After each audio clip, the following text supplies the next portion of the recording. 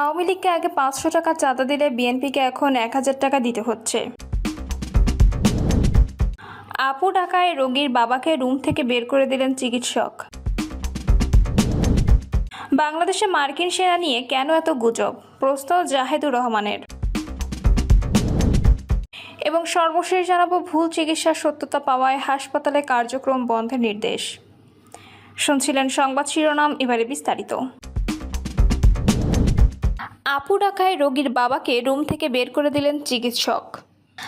আপু ঢাকায় জরুরি বিভাগের কর্তব্যরত মেডিকেল অফিসার মার্জিয়া খাতুনের বিরুদ্ধে রোগীর অভিভাবককে রুম থেকে বের করে দেওয়ার অভিযোগ উঠেছে। দুপুরে শেরপুর জেলা সদর হাসপাতালে ঘটনা ঘটে। অভিযোগকারী শহরের নয়নী বাজার মহল্লার কাজী মাসুম জানান, দুপুর 2টার দিকে তিনি তার ছোট মেয়ে জান্নাতুল ফেরদৌস মামিয়ার পেট ব্যথা নিয়ে হাসপাতালে আসেন। তখন কর্তব্যরত চিকিৎসক অন্যান্য জরুরি কিছু ওষুধ লিখে দেন, কিন্তু একটি ওষুধ না পেয়ে প্রায় আধা ঘন্টা পর ফের জরুরি বিভাগে এলে সেখানে নতুন ডিউটিতে আসেন চিকিৎসক মার্জিয়া খাতুন।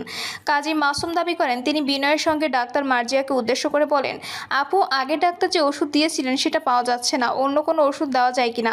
তখন আপু শব্দ শুনে ক্ষিপ্ত হয়ে মার্জিয়া বলেন, আপু বলছেন কেন, আমি মেডিকেল অফিসার, যান বের হয়ে যান। এরপর বারবার ধমক দিয়ে তাদের কক্ষ থেকে বের করে দেন।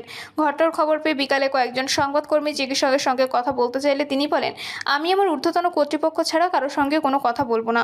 হাসপাতালে RMA ডাক্তার তাহেরাতুল আশরাফি বলেন, বিষয়টি শুনেছি, হয়তো ভুলক্রমে তিনি কথা বলেছেন, তবে এ বিষয়ে আমাদের অফিসিয়ালি অভিযোগ করতে হবে বা সরাসরি কথা বলতে হবে। শনিবার অফিস খোলার পর বিষয়টি দেখা হবে। হাসপাতালে উপস্থিত অনেক রোগী ও স্বজনরা অভিযোগ করেন, শুধু মার্জিয়াই নয়, জরুরি বিভাগ সহ হাসপাতালের অধিকাংশ চিকিৎসকই রোগী ও অভিভাবকদের সঙ্গে দুর্ব্যবহার করেন। আওয়ামী লীগকে আগে ৫০০ টাকা চাঁদা দিলে বিএনপিকে এখন ১,০০০ টাকা দিতে হচ্ছে। ইসলামী আন্দোলন বাংলাদেশের প্রেসিডিয়াম সদস্য অধ্যাপক আশরাফ আলী আকন বলেছেন, বিগত সময়ে ষড়যন্ত্রের মাধ্যমে নির্বাচন হয়েছে একটি ফ্যাসিস্ট গোষ্ঠীকে ক্ষমতায় বসানোর জন্য। আমরা মনে করছি আগামী নির্বাচনের মাধ্যমে দ্বিতীয় ফ্যাসিস্ট গোষ্ঠীকে ক্ষমতায় বসাতে সরকার প্রধান ডক্টর মোহাম্মদ ইউনূস পায়তারা শুরু করেছেন। এই দেশটা কারো বাপ দাদার নয়, তাই দেশ নিয়ে খেলা করবেন না। মানুষ আপনাকে মেনে নেবে তা হবে না। অধ্যাপক আশরাফ আলী আকন বলেন, সরকার প্রধান লন্ডনে গিয়ে একটি দলের প্রধানের সাথে দেখা করে নির্বাচনের তারিখ ঘোষণা করেছে। এটি তিনি করতে পারেন না। তিনি সকল দলের সাথে পরামর্শ করে নির্বাচনের তারিখ ঘোষণা করেননি। এছাড়া জুলাই সনদ সকল দলের সামনে উপস্থাপন করা হলেও ঘোষণার পূর্বে দলগুলোর কাছে তা প্রকাশ করা হয়নি। তিনি আরও বলেন, আমরা নির্বাচনের আগে রাষ্ট্রের 5টি যৌক্তিক সংস্কারের দাবি নিয়ে এসেছি। গত 53 বছর দেশে যে নির্বাচন হয়েছে সেটির মাধ্যমে সব সংসদ কার্যকর হয়নি। ভোট ডাকাতি, চুরি, ছিনতাই, দিনের ভোট রাতে দেয়া, এককভাবে নির্বাচন, এটি শুধু আওয়ামী লীগ করেনি, বিএনপি 1996 সালে এককভাবে নির্বাচন করেছে। আমরা এই নির্বাচনের খেলা খেলতে দেব না। আশরাফ আলী বলেন, জামাত ইসলামের সাথে আমাদের বিরোধ থাকতে পারে, কিন্তু ফ্যাসিবাদ মুক্ত, সুখী, সমৃদ্ধ ও কল্যাণ রাষ্ট্রের জন্য আমরা নির্বাচনের সমঝোতা করেছি। কিন্তু বিএনপি এই দুই দলের মধ্যে ফাটল ধরানোর জন্য ষড়যন্ত্র করে যাচ্ছে। তারা বলছে জামাত মানবতা বিরোধী অপরাধ করেছে। আমি বলতে চাই, যদি জামাতকে মানবতা বিরোধী অপরাধের জন্য শাস্তি পেতে হয় তবে বিএনপিকেও একই শাস্তি পেতে হবে, কারণ তারা রাজাকার আব্দুর রহমান বিশ্বাসকে রাষ্ট্রপতি, শাহ আজিজকে প্রধানমন্ত্রী, আব্দুল আলিমকে মন্ত্রী করেছিলেন। তিনি আরও বলেন, আওয়ামী লীগের চেয়ে বিএনপি বেশি চাঁদাবাজি করছে। আমাদের দলীয় কার্যালয়ের সামনে ফুটপাতের ব্যবসায়ীরা আওয়ামী লীগকে আগে ৫০০ টাকা চাঁদা দিলেও এখন বিএনপিকে ১,০০০ টাকা চাঁদা দিতে হচ্ছে। আজকে তাদের চাঁদাবাজি, দখল, টেন্ডারবাজি, পাথর চুরি সহ নানা অপকর্মে দেশের মানুষ অতিষ্ঠ হয়ে উঠেছে। দেশে ফ্যাসিস্টদের বারবার পতন হলেও ফ্যাসিবাদের পতন হয়নি।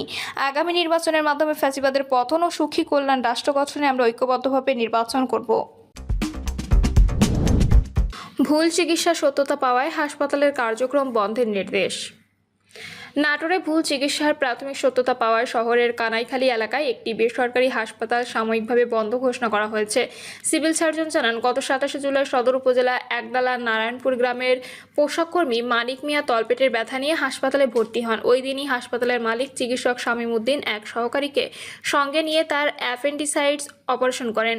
অপারেশনের পর প্রায় 1 সপ্তাহ রোগীকে হাসপাতালে ভর্তি করা হয়। পরে অবস্থার অবনতি ঘটলে স্বজনরা তাকে রাজশাহী মেডিকেল কলেজ হাসপাতালে নিয়ে যান। সেখানে আলহেরা হাসপাতালে ভুল চিকিৎসার বিষয়টি ধরা পড়ে।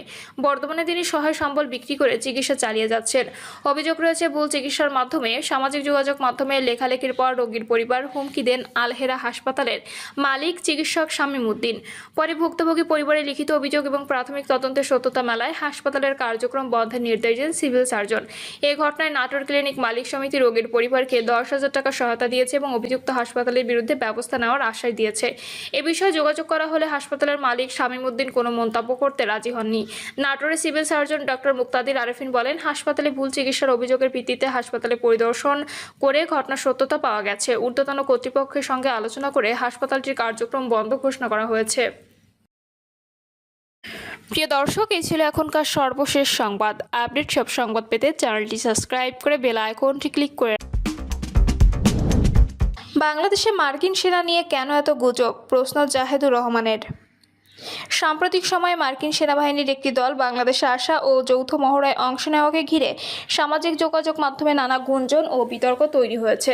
দাবি করা হচ্ছে মার্কিন সেনাবাহিনী বাংলাদেশে এসেছে রেজিস্ট্রেশন ছাড়াই, হোটেলে উঠেছে নিয়মবিধি না মেনে। এই গুজব শুধু বাংলাদেশে নয়, ভারতেও হয়েছে।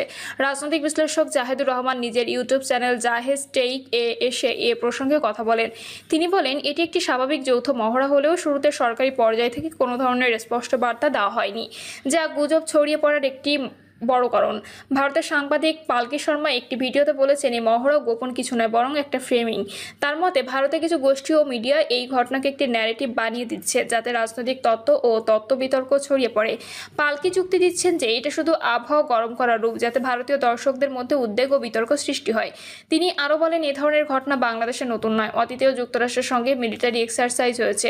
এমনকি শেখ হাসিনা সরকার যখন যুক্তরাষ্ট্রের সঙ্গে টানাপোড়েনের মধ্যে ছিল, তখন এ ধরনের যৌথ মহড়া হয়েছে, কিন্তু এবার বিষয়টি অস্বাভাবিকভাবে চাপা রাখা হয়েছে। তিনি বলেন, ভারতের এই ফ্রেমিংটি কেবল রাজনৈতিক স্বার্থে তৈরি, যা বাংলাদেশের সার্বভৌমত্ব ও অভ্যন্তরীণ বিষয় হস্তক্ষেপের মতো। তিনি বলেন, আমরা বহুবার দেখেছি ভারতের কিছু গোষ্ঠী বাংলাদেশে মৌলবাদী উত্থান, সেনা হস্তক্ষেপ বা বিদেশি চক্রান্তের গল্প বানিয়ে তার নিজেদের নিরাপত্তা হুমকির অংশ হিসেবে তুলে ধরে। তিস্তা প্রকল্প, চীনের আগ্রহ এবং ভারতের অস্বস্তি নিয়েও জাহেদুর রহমান আলোকপাত করেছেন। তার মতে ভারতের অনেকেই মনে করেন শেখ হাসিনা সরকারকে নির্বাচনের সময় সহায়তা করে তারা একটি প্রতিদান পাবে, যার মধ্যে একটি ছিল তিস্তা প্রকল্প চীনের হাতে না যাওয়া। সেই প্রেক্ষাপটে এই মহড়াকেও ভারত সংকেত হিসেবে দেখছে। তিনি বলেন, আমাদের নাগরিকদের দরকার তথ্যভিত্তিক বোঝাপড়া। মিলিটারি চুক্তি, যৌথ মহড়া, কূটনৈতিক টানাপোড়েন এসব কিছু স্বাভাবিক অংশ, কিন্তু তা গোপন রেখে অর্ধেক জানিয়ে সামাজিক মাধ্যমে অযথা গুজব তৈরি করে পরিস্থিতি উত্তপ্ত করা একেবারে অনভিপ্রেত। তিনি আরও বলেন, আমরা চাই স্বচ্ছতা, চাই দায়িত্বশীল আচরণ। আমেরিকা বা অন্য কোনো দেশের সঙ্গে সম্পর্ক রাখা যাবে না এমন কথা নয়, তবে সেটা দেশের স্বার্থকে প্রাধান্য দিয়েই হতে হবে, আর সেটি হতে হবে জনসমক্ষে খোলামেলা আলোচনার মাধ্যমে।